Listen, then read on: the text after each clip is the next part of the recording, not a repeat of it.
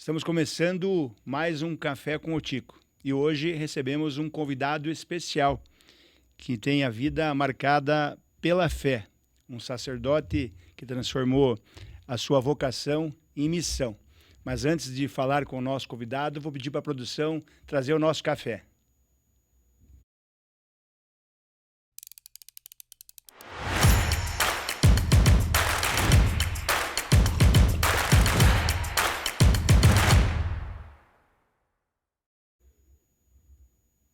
Hoje estamos recebendo o padre Cleiton Munhoz. Seja bem-vindo, padre Cleiton. Tico, uma alegria, um prazer. Fico muito feliz com o convite. Bom dia. Hoje o senhor está pároco da paróquia da Visitação. Da Visitação no Grande Boqueirão. No Grande Boqueirão. Grande Boqueirão. E quando que o senhor foi para lá? Faz um ano e 6, 7 meses por aí.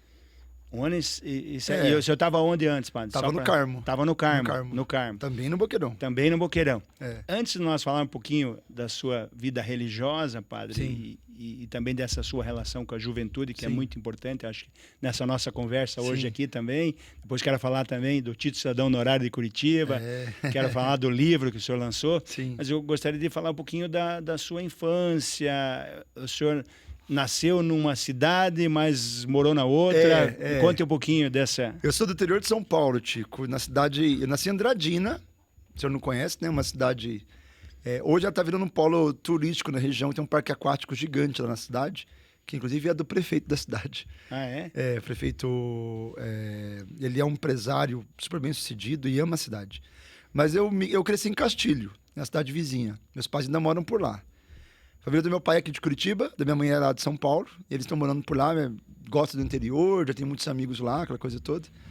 E eu cresci em Castilho, cidadezinha pequena, 14 mil habitantes, frequentando a paróquia da cidade. Era muito tímido. Era tímido? Nó! E mais irmãos, padre? Tenho um irmão mais velho, que tem 3 filhos casados. E que nasceu lá também? Que nasceu em Guarulhos, São Paulo. Guarulhos, São Paulo. Os meus pais, quando se casaram, eles foram tentar a vida em São Paulo, capital. O pai, você falou que era de Curitiba. Ele já estava morando lá no interior de São Paulo. E conheceu minha mãe lá. No interior de aí São se Paulo. casaram e foram tentar a vida na capital. Aí meu irmão nasceu lá em Guarulhos. Eles moravam ali entre Guarulhos e São Paulo. E aí, meu irmão acho que tinha 1 ano, 2 anos, eles voltaram pro interior, porque meu pai conseguiu um emprego lá. E o pai morava aqui em Curitiba onde? A família do meu pai é toda ali da região do Capundembu, Bairro Alto, aquela região toda ali. E tem ainda uns parentes ali? Tem um monte de tios e primos pra cá. Daqui? Se é Munhoz, a chance de ser parente meu é grande. É grande? É grande. Então, é tudo parente. Família, tudo parente. Tudo parente. E tem alguns distantes ou não? Tem Munhoz pra todo canto.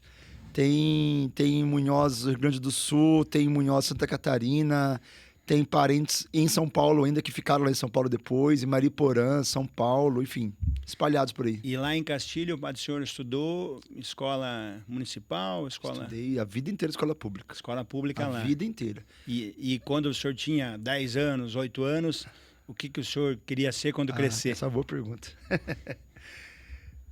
A vida inteira, assim, quando bem criança mesmo, eu acho que eu falava que ia ser professor. Mas ali depois dos 10, 12, eu queria ser arquiteto. Arquiteto? Eu sou apaixonado por arquitetura e urbanismo. Ah, é? Eu ainda leio sobre, estudo sobre, vejo vídeos sobre. É um negócio assim que capta a minha atenção ainda, sabe? Quem sabe no futuro, que eu já não tenho tempo nenhum de fazer outra faculdade. Mas queria, porque gostava... Eu amo desenhar casa. Eu tenho pastas com vários desenhos de casas que eu projetei, assim, no papel, com lápis. Mas sem estar na formação, desenhava jovem, isso? Criança? A minha brincadeira era desenhar. E queria ser arquiteto? Queria ser arquiteto. E estudou até que ano lá em Andradina? Eu fiz assim, eu terminei o ensino médio. Em Castilho, né, que você estudou? Até o 8º ano foi em Castilho, aí o ensino médio eu fiz em Andradina, na cidade vizinha, 15 quilômetros. Mas o senhor morava em Castilho? Castilho. Eu ia voltar todo dia. Ia e voltava. Era uma escola que existia em São Paulo, chamada Cefam. Era uma escola de ensino médio integral, 4 anos, para formar professor. Era o antigo magistério, lembra? Que não existe mais. Agora, para ser professor, agora tem que fazer pedagogia. Sim. Então, a gente fazia 4 anos de ensino médio, o dia todo, mas a gente ganhava um salário mínimo por mês. Que na época era... Tinha um incentivo para fazer esse magistério. Era R$115 o salário mínimo na época, né? Anos 2000 ali, mais ou menos. Então, o senhor estava estudando, teoricamente, para seguir a carreira de professor. Pra ser professor. Aí, no último ano do magistério, eu comecei a fazer geografia em Três Lagoas, Mato Grosso do Sul. Então eu fiz 1 ano de faculdade de geografia. E o senhor foi morar sozinho? Não, eu continuava em Castilho. Eu ia de manhã para Andradina, ficava até a tarde, voltava para Castilho, tomava banho, jantava, pegava outro ônibus, ia para Três Lagoas, que é 40 quilômetros, estudava à noite, voltava para Castilho. É perto, então? É, 40 quilômetros. Castilho fica bem na divisa com Mato Grosso do Sul. Só cruzar o Rio Paraná. E daí você fez 1 ano de geografia? 1 ano de geografia. E nessa época da geografia que eu recebi meu chamado para ser padre. Tinha quantos anos? 18. 18 anos. 18 E como é que é? Todo mundo assim, acho que é bem interessante. Como é que o senhor... Aonde que recebeu esse chamado? Como é que o senhor percebeu que era o chamado de Deus para ser padre? Tico, muitos padres, desde criança, né? Eu estava vendo um post, você deve conhecer o padre Fabiano. Sim. Que está em Roma. Sim. O padre Fabiano, desde criança, queria ser padre. Eu não. Mas o senhor frequentava a missa? Frequentava, estudo. Católica, minha família inteira também, todo católica, mundo. De missa todo mas domingo. Mas nunca imaginou de ser padre? Nunca. Se alguém dissesse para mim com 15, 16, 17 anos que eu ia ser padre, eu ia dizer, você é maluco. Eu tava com a minha vida toda planejada, sabe? Com 18 anos, em outubro, eu recebi um convite para participar, não sei se o senhor conhece, do PHN. PHN. PHN é da Canção Nova, lá em Cachoeira Paulista, São Paulo. É o maior evento jovem católico do Brasil. Que é um final de semana? São 4 dias. Na época era final de semana, hoje é 4 dias. Hoje ele está dando 300 mil jovens por dia, lá em Cachoeira Paulista. É um caos, assim. E é sempre lá? Sempre lá. Na época, eram 60 mil jovens. Eu aceitei o convite, nunca tinha ido em encontro assim, de jovem de igreja, nunca. Sempre só na missa, catequese, coisa básica. Interior não tem essas coisas, né? Foi um convite da igreja, dos jovens, um primo amigo, meu, um primo. Tava montando uma excursão. Ia fretar um ônibus para ir 40 jovens juntos. E o senhor foi mais para ir com os jovens. Exato. Não sabia o que ia ter lá. Na época não tinha internet, né, Pedro? O Tico, não tinha como saber. Não tinha informação de nada. Não, né? só tinha televisão. Sim. Fui. No sábado à noite, 60 mil jovens numa adoração. Passando o Santíssimo, no meio da juventude. Que ele já mexeu muito comigo, assim. Aí o padre, lá no altar, falou assim, nesse momento, Deus está chamando jovens para ser padre. Eu pensei, eu digo essa coisa, o povo não acredita. Eu, na hora, pensei assim, coitados.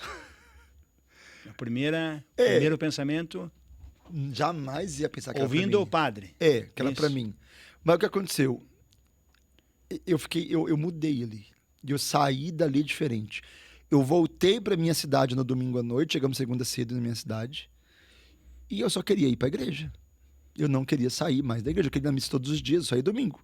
Queria ir na missa quarta, queria ir na missa sábado, queria ir na missa domingo. Queria estar no grupo de jovens, comecei a frequentar mais. Quando eu dei por mim, eu estava sonhando em ser padre. Desejando viver só para isso. Isso foi em outubro. Em janeiro do outro ano, eu entrei no seminário. Tranquei a matrícula da faculdade de geografia. Terminei o magistério, né? Me formei. E vim para Curitiba atrás do seminário. Só para a gente voltar nesse evento. Então, teoricamente, não foi um chamado que esse evento que transformou... eu senti o chamado. Deus usou esse evento, aquela adoração, para me chamar. Para te levar para a igreja e tal. E aí... Mas, teoricamente, o padre falando, o senhor não... Era para mim, mas na hora eu não percebi. Não percebeu. Eu acho que eu não tinha sensibilidade espiritual para perceber ainda, entendeu? Deus estava me chamando. Mas foi esse momento que entrou na tua vida e transformou, que fez você querer a igreja e mostrar que esse era o caminho de ser... Exatamente isso. E daí, alguns meses depois, você estava com quantos anos, mano? 18 para 19. 18, 19. Aí o meu irmão estava morando aqui em Curitiba, trabalhando aqui na instalação. Lembra da época que estava todo mundo instalando telefone fixo, quando privatizou? Lembro. Aí o meu irmão arrumou um emprego aqui para instalar telefone. Aí baixou o preço bastante. Né? Baixou, e na época era um emprego bom, estava lotado de instalador de telefone. Teu irmão, quantos anos de diferença de idade? Ele tem 2 anos a mais. 2 anos a mais. Hoje ele está trabalhando, olha que engraçado. Ele pegou o boom da instalação de telefones, né? Trabalhou anos instalando telefone. Pois ele ficou anos consertando linha telefônica e hoje ele está trabalhando desmontando os DGs, aquelas centrais de telefones. Ele viaja o Paraná todo com o caminhão, a empresa. Que não existe mais linha. né? Desmontando, e eles vendem a peça. A Oi, né, contrata uma empresa, desmonta, vende todas as peças. E eles ganham até uma comissão por peso do que desmontam. Que desmonta para entregar. Acabou, né? Ele pegou todo o ciclo. Para fazer esse retorno desse material. Mas daí qual a ligação com o irmão? O senhor ele morava aqui, ele morava aqui e eu vim passar férias aqui. E aí eu aproveitei que vim passar férias aqui para encontrar um seminário. E aí achei um seminário em 4 Barras, que é Grande Curitiba, que estava tendo um encontro vocacional na semana que eu estava aqui. Aí eu fui fazer encontro. Uma semana de encontro vocacional. Você dorme no seminário, né? Fica lá o dia todo, dorme lá, vive um pouquinho da rotina do seminário lá dentro. E aí fui aprovado, fiquei. Qual o seminário? Seminário, você conhece a congregação de Dom Orione, a do Cotolengo? Sim. É o seminário daquela congregação, dos padres do Cotolengo. Uhum. E tem ainda o seminário lá? Tem. Uhum. Seminário fica do lado da igreja matriz de 4 Barras. O senhor fez o seminário do Dom Orione, da congregação Dom Orione. O senhor é padre da congregação Dom Orione. Eu saí, estou no diocese agora. Tá. Mas a vida inteira fui. Do seminário e ficou ali. Fiquei na congregação... Com 19 anos, quanto tempo foi? Foi 11 anos de formação. 11 anos de formação. Aí eu morei em todo que é canto do mundo. E depois eu me tornei padre. Faz 11 anos que eu sou padre. Então são 22 anos dessa história toda. Desses 11 anos de padre... 7, 8, 9, 10... 7 anos foi nos Orionitas e agora 4 na Arquidiocese de Curitiba. E o senhor morou em outras partes? Morei como padre ou como ambos, seminarista? Eu vou te resumir a minha caminhada de seminarista. 1 ano em 4 Barras, 1 ano em São José dos Pinhais, 3 anos ali em Santa Quitéria. Depois, 2 anos na Índia. Morei em 3 lugares diferentes na Índia. Depois, 1 ano em Cotia, São Paulo, e 3 anos em São Paulo, capital, como seminarista. Essa foi a minha jornada de seminário. Depois, como padre, fiquei 3 anos em 4 Barras. Depois, fiquei 1 ano na África. Depois, fiquei 1 ano e meio em Dourados, Mato Grosso do Sul. Depois, mudei para Campos do Jordão, São Paulo. Depois, voltei para Cotia, São Paulo. E aí, voltei para Curitiba. Aí, morei em Pinhais, morei em São José dos Pinhais, morei no Bom Retiro, Carmo. E agora lá na Visitação. Em 20 anos eu mudei 20 vezes de casa. 20 vezes de casa. E até quero falar um pouquinho da família, mas o senhor falou padre na Índia, na África. Eu morei na Índia como seminarista 2 anos. Seminarista. E morei como padre na África. E que cidade, lembra? Lembro. Na Índia eu morei em 3 lugares. Morei em Bangalore, que é a capital do estado de Karnataka, sul da Índia. Uma cidade, capital tecnológica da Índia, tem 11 milhões de habitantes. Que lá é uma cidade média, 11 milhões, né? É pequena, assim, meio pequena. Pequena, 11 milhões. Para eles é. Daí morei em Kavanadu, que é na região de Bangalore, e morei em Kerala, estado de Kerala, também é sul da Índia, numa cidade chamada Kollam. Nessa época, eu passei uma temporada em Londres, uma temporada em Madrid também. Em Londres foi para aperfeiçoar meu inglês. Depois eu morei em Madrid para um período de renovação do visto, porque na Índia é assim. Tu fica 6 meses com um visto de turista.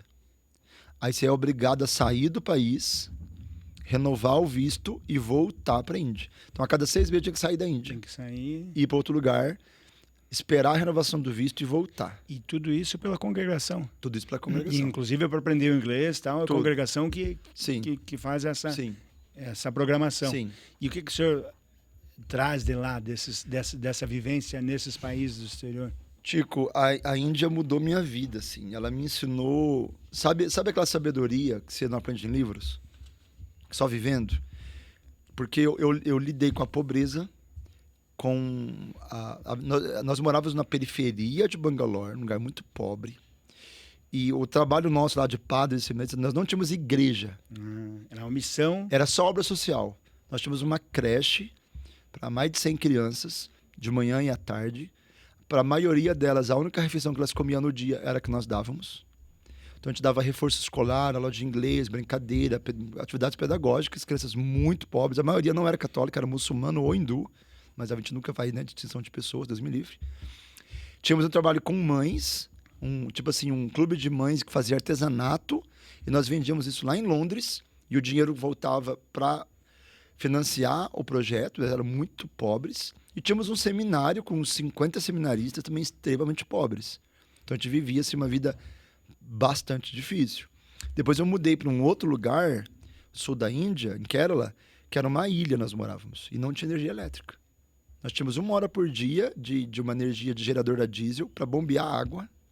Então eu morei 1 ano sem TV, sem geladeira, sem micro-ondas, sem nada. E também pobreza na ilha. Total.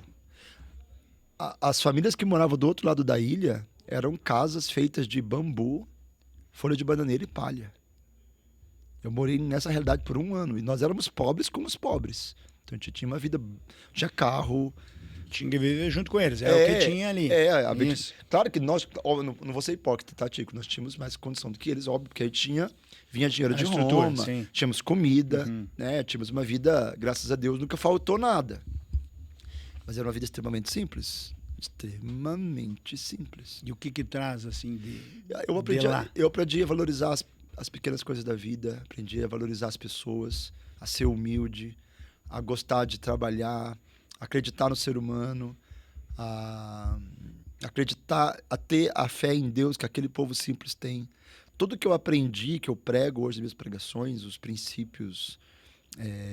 eu aprendi com esse povo, cara. Aprendi com os pobres, aprendi com as pessoas de verdade, que tem uma fé.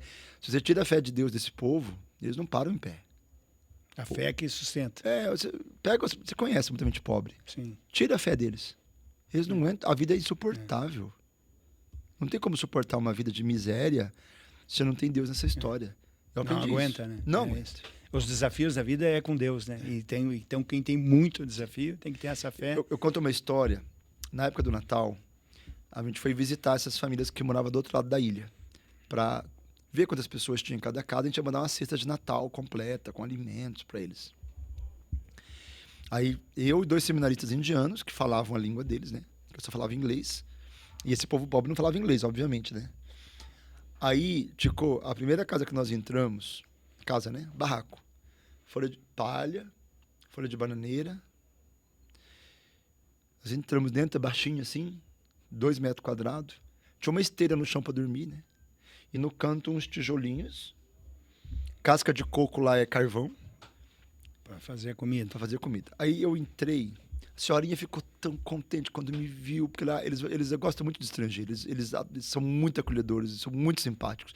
Ela ficou tão honrada que eu entrei no barraquinho dela, ficou feliz, me abraçou. E aí começou a falar com o senhorita da língua deles, eu não entendia nada, né? E eu fiquei assim olhando. Meu Deus, essa mulher não tem nada. Meu Deus, essa mulher não tem nada. Gente, e não tinha reserva de comida, nada? Não tem, né? Porque não tem. Pensando assim, como essa mulher... Aí... E sozinha? Sozinha. No que eu tô pensando, o seminarista olha pra mim e fala assim... Eles me chamavam de brother, de irmão na época. Irmão, ela disse que... Ela mandou dizer assim, graças a Deus na minha casa não falta nada. E nesse momento eu olhei e reparei que tinha, entre assim, as folhas de bananeira na parede, a foto do Sagrado Coração de Jesus e do Imaculado Coração de Maria.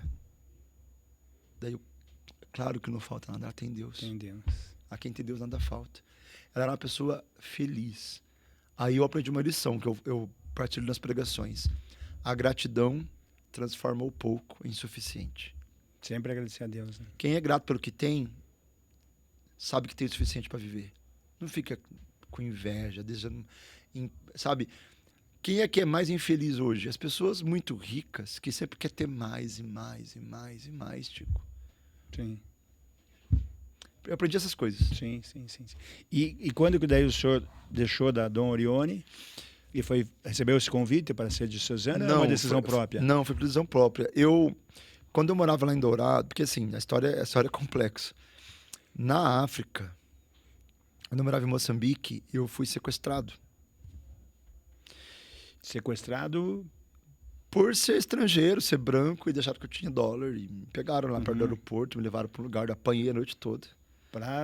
Querendo dólar, dólar. Eu não tinha, né? E apanhou, bateram, tudo. E sozinho. Que nem criança nova, diz meu pai. Um ano e meio depois, eu estava morando no Dourados, Mato Grosso do Sul. Eu tive um transtorno pós-traumático forte. Entrei em depressão pós-traumática. E aí eu vim para Pinhais. Não sei se o senhor conhece o âncora em Pinhais. Eu vou falar, não? Já ouvi falar. O âncora é uma casa das irmãs ali da Copiosa Redenção para padres e freiras que estão cansados, doentes, com depressão, burnout. Daí eu fui enviado para lá, que é um ambiente propício para cuidar de padre que está doente, que está com depressão, etc. Aí eu fiquei 1 ano e meio, eu fiquei 3 meses ali, bem na pandemia, em tratamento, né? E ali eu aprendi, a minha psicóloga me ajudou a entender que a constante mudança de cidade estava me fazendo mal. Eu gostava, mas seria para mim um gatilho para depressão, porque me causava muita instabilidade. Se continuar assim. Toda vez formando novos amigos, toda vez começando do zero, eu não aguentava mais mudar, na verdade. Aí eu, por recomendação da psicóloga, ela falou, é melhor você tentar ser padre num lugar só. Porque, no caso, quem está na Arquidiocese de Curitiba, você pode mudar. Mas você muda na mesma região. Sim, na cidade. Você mantém os mesmos amigos. Sim, você pode. consegue. Eu posso mudar do Boqueirão para Bom Retiro, mas 20 minutos de carro, né? Aí foi que eu tomei a decisão de sair dos Orionitas e vim para a Arquidiocese. Aí Dom Peruso me acolheu muito, muito carinhosamente e aqui estou. Que foi o quê? 21, 22? Faz 4 anos. Faz 4 anos. 4 anos. E daí, aqui em Curitiba, no qual igreja você foi primeiro? Pro Carmo ou não? Não, ou primeiro ficou aonde? eu fiquei morando lá com as irmãs da Copiosa em Pinhais. Elas pediram que eu ficasse lá para ajudar. Já tinha morado lá. O Dom Peruso deixou lá. Deixou. Então, dia de semana eu ficava lá em Pinhais e final de semana eu ajudava na paróquia da Senhora da Luz do SIC. Lá na Vila da Senhora da Luz. Sim. Com o padre Éder Spack, muito querido. Aí, então, eu fiquei 1 ano assim. Morava em Pinhais de segunda e sexta. Final de semana lá no SIC. Terminou esse 1 ano, o Dom Peruso me liga. Aí ele pede para eu assumir a juventude e me manda pro Carmo. Aí fiquei 1 ano e meio no Carmo. E aí o padre que estava lá na visitação acabou deixando o sacerdócio, o padre Tiago. E aí o Dom Peruso me liga de novo, estava em Brasília. Você vai para visitação, porque o padre de lá desistiu.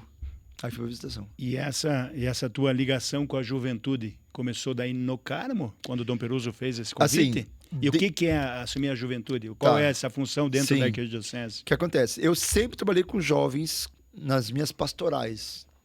Sempre fui jovem, sempre gostei de jovem. E esse tempo que eu morei em Pinhais, como eu estava livre à noite, como eu trabalho com as irmãs era de dia, né? De levar pessoas no médico, tal.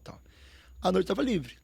Aí eu comecei a ajudar, retiro de jovem aqui, encontro de jovem ali, formação de jovem lá. Quando o Dom Peruso precisou de um padre para acompanhar a juventude, ele não sabia quem indicar. Aí os jovens disseram, olha, Padre Cleiton ajuda a gente. Aqui e ali, sempre disponível, ele gosta, tem um jeito. Daí ele, vou falar com ele. Daí ele me ligou, os jovens gostam de você. E eu não sei se eles são puxa-saco seu ou se você é bom mesmo. Vamos descobrir com o tempo. Bem o Dom Peruso falando assim mesmo, bem o Dom Peruso né? falando. Ele brinca, né?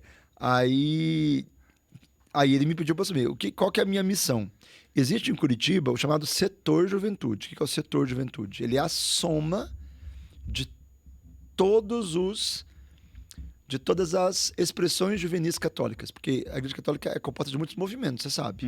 Então tem o TLC, tem o Cursílio, tem a RCC, tem os grupos paroquiais, tem a Canção Nova, tem a Shalom, tem a Colo de Deus. Cada um vive o seu carisma, a sua espiritualidade. O setor juventude é como se fosse o guarda-chuva que abarca todo mundo. Coordena, une, anima, todo mundo, promove. Faz eventos em comum, como o DNJ. A minha missão é ser o padre assessor. Tem um jovem que coordena, que é o André. Aí tem uma equipe de jovens com ele, que executa, o executivo, digamos assim. Eu sou o padre que assessora, que estou ao lado. Assessora mais na linha espiritual ou também de organizar os eventos? Por 3 anos, eu meio que caminhei à frente. Porque, assim, eles não tinham a visão que eu tinha. Então, qual foi a minha missão nos meus primeiros anos?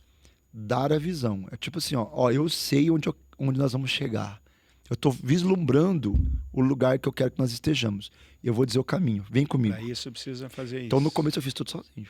Eu cuidava do Instagram, eu organizava os eventos, eu presidia as reuniões, eu fazia as missas, eu articulava, eu montei grupo de WhatsApp com todos os coordenadores de 200 grupos de jovem, eu mandava as mensagens, eu fazia tudo no começo, para eles pegarem a visão. Hoje, Tico, eu digo com muito orgulho, se eu sair, o trabalho continua o mesmo. Que Porque benção. eu formei lideranças e hoje eles dão conta de fazer sozinhos. E Tudo- eles sabem onde tem que chegar hoje, e qual que é o caminho. E, na verdade, já demonstrou bastante. Já. Né? O senhor falou do Dia Nacional da Juventude, que chama DNJ. DNJ, é isso? isso. Que eu fui no ano passado. O que é o DNJ e acho que conta um pouquinho dessa evolução. Como é que foi o ano passado? O DNJ, ele acontece em todas as dioceses do Brasil. É o dia do jovem. É o dia do jovem católico. Todas as dioceses fazem o seu DNJ. Cada um do seu jeito, né? Com a sua E espiritualidade. no mesmo período? Era para ser, mas não faz o mesmo período, porque não dá, né? Cada diocese tem seu calendário, né? Seus feriados. Geralmente é em outubro. A gente não faz em outubro porque coincide com os vestibulares. Aí judia da molecada, né? Uhum. Tem que estudar. Sim. Então a gente antecede para não atrapalhar os estudos deles. O DNJ, Tico, ele é um evento para reunir toda a juventude católica. Só que em Curitiba, ele já foi muito grande bem no passado. Depois ele foi diminuindo, de 500 jovens, 600 jovens.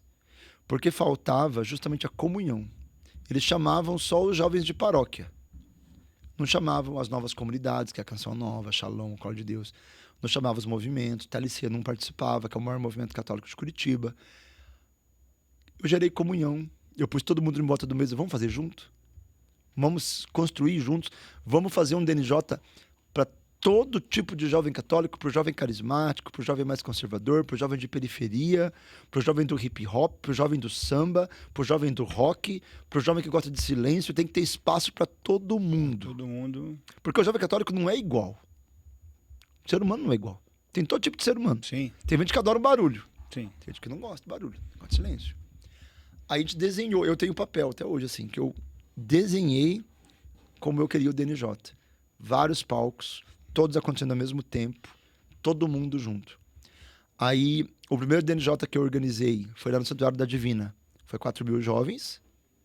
O segundo foi lá no Colégio Marista Paranaense. Foi 8.000.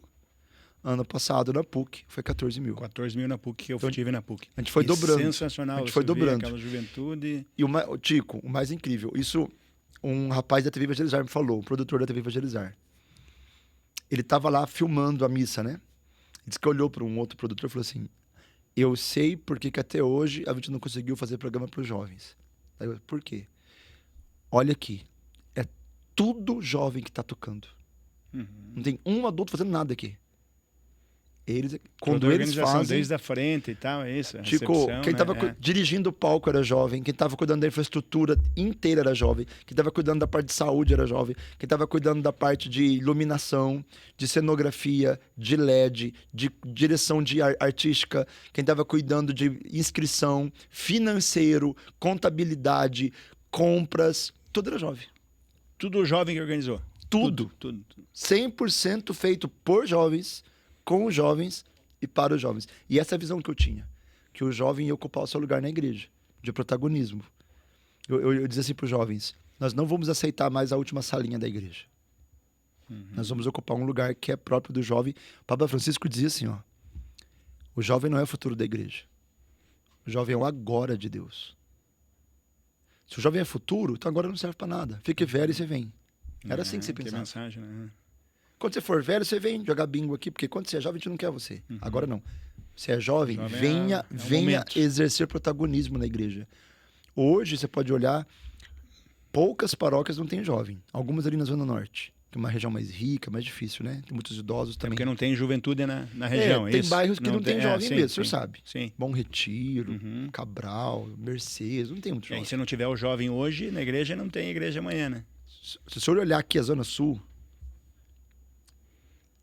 tem paróquia aqui da Zona Sul, Pinheirinho, Novo Mundo, Sítio Cercado, que tem paróquia que tem 20 grupos de jovem.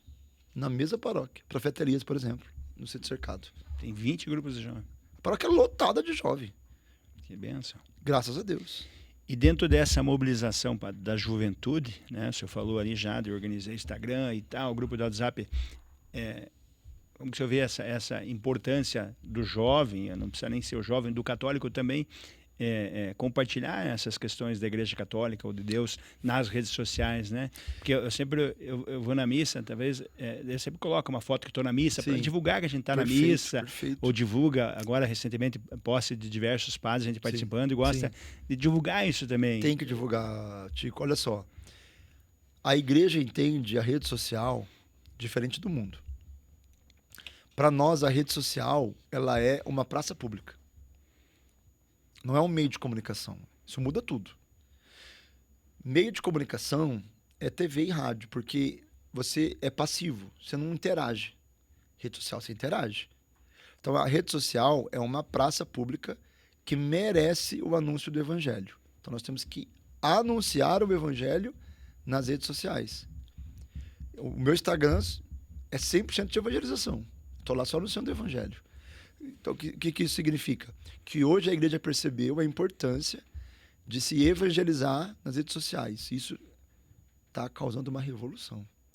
Países como, eu tenho acompanhado aqui no Instagram, Estados Unidos, aumentou 5.000% a presença de jovens de 14 a 18 nas missas. Porque eles estão descobrindo a verdade pela internet primeiro. Depois eles vão E isso está fazendo o chamado para ir para a igreja na também. França, eu estive ano passado na França, na diocese de Lyon, por exemplo, que era uma diocese que ano após ano diminuía o número de católicos. Estava acabando. Ano passado, 400% aumento de adultos sendo batizados na Páscoa. De adulto buscando o batismo. Aonde? Em Lyon, na França. Paris também. A Europa inteira está tendo um ressurgimento católico. Por causa da internet. E falando de internet, então, né, que a gente falou dessa Sim. participação da internet, recentemente a gente aprovou na Câmara, o senhor esteve junto na Sim, foi sanção uma alegria. do Dia Municipal, Dia em Curitiba de São Carlos Acutis, né? Isso. Que é um santo, né, católico. Fale um pouquinho dele Sim. e dessa importância que nós temos um Dia Municipal justamente para que usar essa internet para o bem, Pro né, padre? bem. Bom, primeiro dizer assim, né? A internet, ela assume o caráter de quem a usa. É como o dinheiro. Dinheiro não tem caráter. A gente pode usar o dinheiro para construir um hospital de câncer e salvar vidas, não é verdade? Sim. E posso usar o dinheiro para tráfico de drogas. Então, o dinheiro assume o caráter de quem usa ele. A rede social também, a internet também. Então, se pessoas boas tomarem a internet, ela vai ser um lugar de inclusão, de comunhão, de bênção, de amor. Se pessoas más usam a internet, vai ser um lugar de pornografia, de abuso, de exposição, de bullying. Então, Carlos Acutis é um jovem que, lá no princípio da internet, né? Porque ele é dos anos 90, é um jovem que foi lá e entendeu que a internet poderia ser um lugar de proclamar boas notícias. E ele criou um site, na época era site, né? Hoje seria um perfil no Instagram. Ele criou um site para divulgar milagres eucarísticos, para difundir a fé. Num tempo, Tico, que não existia. Hoje tem pessoas que vivem da internet, né? E não era assim. Mas o Carlos Acutis não é santo porque ele usou a internet, obviamente, né? A santidade dele é outra coisa. Ele era um menino de 15 anos, que ajudava os pobres, que ia na missa todos os dias, que rezava todos os dias, que na escola lutava contra o bullying, que ajudava as crianças que eram, né, ridicularizadas, estava ao lado daqueles que eram ridicularizados o tempo todo, que converteu um hindu para o catolicismo, que era o mordomo, ele era de uma família muito rica. Ele converteu o mordomo da família, que era hindu, para católico. Ele pegava toda a mesada e dava para os pobres, e num certo dia ele passa mal, levam-no ao médico lá em Milão, e ele está com leucemia. Ele volta para casa, ele pega a câmera começa a sua assim, ele põe em cima da cômoda do quarto, ele liga a câmera, ele senta numa cadeira assim, ele olha para a câmera e ri. Eu estou destinado a morrer. Essa foi a mensagem dele. E eu estou preparado. Eu quero ir para o céu. E a partir dali, a mãe dele diz assim, ele iluminava. Extremamente feliz, corajoso, audacioso, sabendo que ia morrer, estava tudo bem, porque ele confiava imensamente na misericórdia de Deus. E aí ele diz para a mãe dele, mãe, não precisa tentar, eu não vou viver mais, eu vou morrer. Ele descobriu o diagnóstico na sexta. Na segunda, ele tinha morrido. Nossa. E o espanto da mãe dele, não só da maturidade com a qual ele enfrentou a doença, porque a santidade do Carlos Couto é o seguinte, Tico, é um menino que, diante de uma enfermidade letal, não se desesperou, não murmurou, não reclamou, ele teve virtude heróica. Para ser santo, tem que ter virtude heróica. E a virtude heróica dele é enfrentar uma doença dessa envergadura com tamanha disposição de fé. E continuando com a fé em Deus. Inabalável. No velório dele, ele era um menino de 15 anos. Ia para a escola e voltava. Ia para a igreja e voltava. Tinha uma multidão de gente. A mãe dele, que não era de ir na igreja, a mãe dele ficou espantadíssima. De onde você conhece meu filho? Aí um por um, ele me ajudou. Mendigos, homens de rua, pobres. O menino era uma luz, ele era a luz do mundo. E assim, poucos meses depois do sepultamento do Carlo, começou a vir relato do mundo todo de milagres. Dos milagres, né? Do mundo todo. E a mãe dele, como que estão sabendo do meu filho? Não sabia dessa proporção. Não, porque às vezes as pessoas que acusam a igreja está fabricando um santo para atrair jovem. A igreja não fabrica santos, Chico. A igreja não teve nenhum esforço de divulgar o Carlo. Foi completamente assim, no boca a boca, popular. Natural. De forma orgânica. Orgânica, E aí apareceram os milagres. E aí logo começaram o processo de beatificação. E pegaram o computador do Carlo para averiguar se havia coisas ali que depusessem contra ele. Né? Não havia nada. Não havia nada no computador do Carlo que depusesse contra a santidade dele. Nada. Ele nunca entrou num site de porcaria, ele nunca viu nada. Um menino puro. A vida santa. Santa. Bacana. Pra gente partir para outro assunto e terminar essa parte da juventude, padre, o que o senhor acha que os jovens estão buscando hoje? O senhor falou um pouquinho do protagonismo ali, né? Sim. Sabe essa linha? O que o jovem busca hoje, de maneira geral? O jovem hoje busca protagonismo, ele busca propósito. Assim, Tico, olha só, é o diagnóstico que eu faço, tá? O jovem hoje, ele, aqui em Curitiba, nós somos uma capital, graças a Deus, desenvolvida, bons índices humanos, né? Não há gente passando fome na nossa cidade, graças a Deus. Os nossos jovens hoje estão muito rodeados de conforto, comodidade. E isso piora as pessoas. O excesso de conforto piora as pessoas. Então, os nossos jovens hoje, muitos deles estão trancados no quarto. Tem tudo no quarto, né? Tem cama, tem poltrona, tem videogame, tem televisão, tem Netflix. Por que eu vou sair do quarto? Só que ao mesmo tempo que ele está ali naquele ambiente que ele ama, ele sabe que ele não está feliz. Falta alguma coisa. Então o jovem está em busca de algo que transborde a vida, que complemente a vida, que dê sentido à vida. Ninguém suporta passar o dia inteiro dentro de casa sem fazer nada. A vida perde todo sabor, todo encantamento. Então esses jovens, eles estão, talvez não saibam, tá? Mas estão desesperados em busca de algo maior pelo qual ofertar a vida. Todo ser humano quer ofertar a vida por algo maior. A política é isso. Para os bons políticos, é algo pelo qual eu oferto a minha vida, né? Que eu quero me gastar pelos outros. Sim. Fazer algo para melhorar a vida das pessoas pelas pessoas. A política com P maiúsculo. Sim, essa. É isso. Boa política é isso. É a arte de governar e ajudar as pessoas. Então, o jovem hoje vai para a igreja em busca desse propósito, desse algo maior, que é Deus e o seu reino, pelo qual doar a vida. E eu vejo a diferença que isso faz. Na minha paróquia, nós estamos só com 50, 60 jovens, e muitos deles dizem, nossa, minha vida era tão chata, ficava o dia inteiro jogando videogame, agora aqui é tão legal, aqui eu faço as coisas, aqui tem projeto, aqui eu posso me expressar, aqui eu tenho amigos, muda tudo.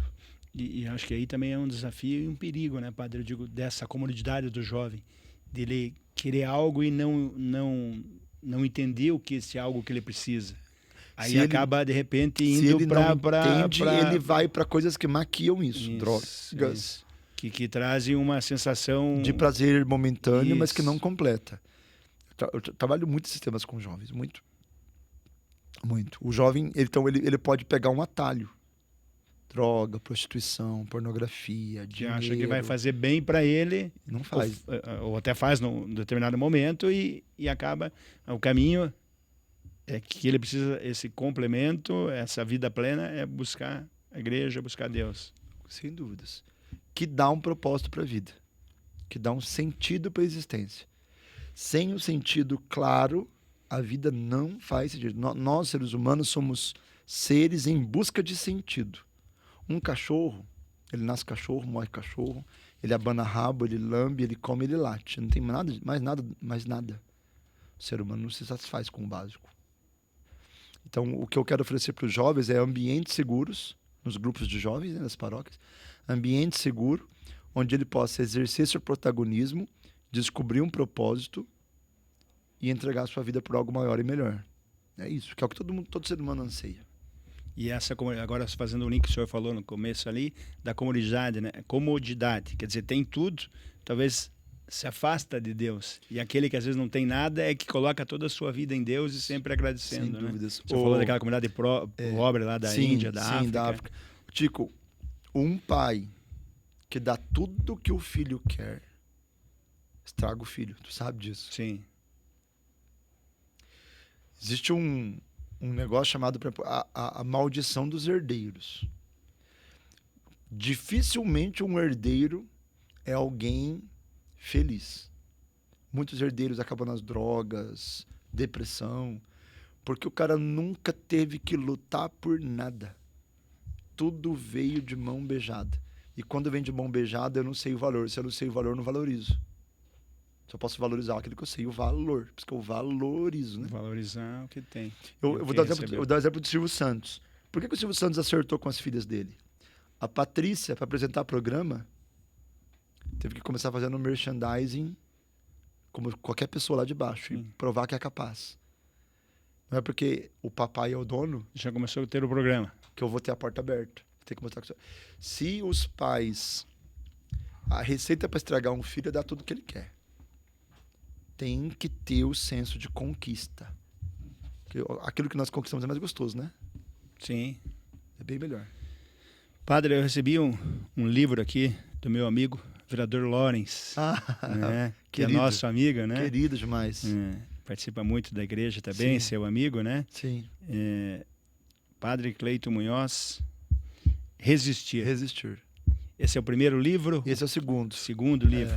E por que esse livro e o que tem nesse livro aqui, Padre?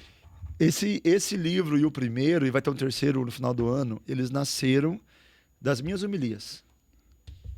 As minhas homilias eu as escrevi à mão. E aí um amigo que é editor de livros, um ex-pastor, que hoje é católico, ele olhou e falou: Padre, seu livro está escrito. É isso aqui que você tem, é um livro. Aí ele levou os manuscritos, ele deu uma digitada, me mandou de volta, eu reescrevi, né? E aí saiu. É um livro que ajuda as pessoas a cruzar os seus desertos, as suas tempestades, suas crises. Então é um livro que educa a pessoa em 40 dias a passar pelas suas crises, a enfrentar suas tempestades, a cruzar os seus desertos com fé. Entendendo que a tempestade e o deserto faz parte do plano de Deus. A crise faz parte do plano de Deus. E as crises nos ajudam a crescer. Mostrando aqui o livro, legal. Aqui, Resistir. Isso. E aonde que tem esse livro para as pessoas? Esse livro pode ser comprado pela internet, é patrisonline.com. Dá para comprar lá, envia pelo correio. Ou aqui em Curitiba tem, lá na minha paróquia, no Santuário do Carmo, Santuário da Divina Misericórdia, lá na Livraria Arquidiocesana, vai ter na Livraria Vozes e ali na Papel Mix do Jacomar do Boqueirão, do Desembargador. Tem em algumas outras livrarias pequenas, em Colombo, na livraria Kyrios, e pela internet ou pelo meu Instagram também. Lançou recentemente. O lançamento oficial vai ser dia 9 de março. Vai ser lançado ainda, então, primeira mão, então agradecer. Mas já tá sendo vendido. Agradecer o Lawrence aqui, que já entregou esse livro aqui. E esse Dunga que faz a apresentação, quem que é?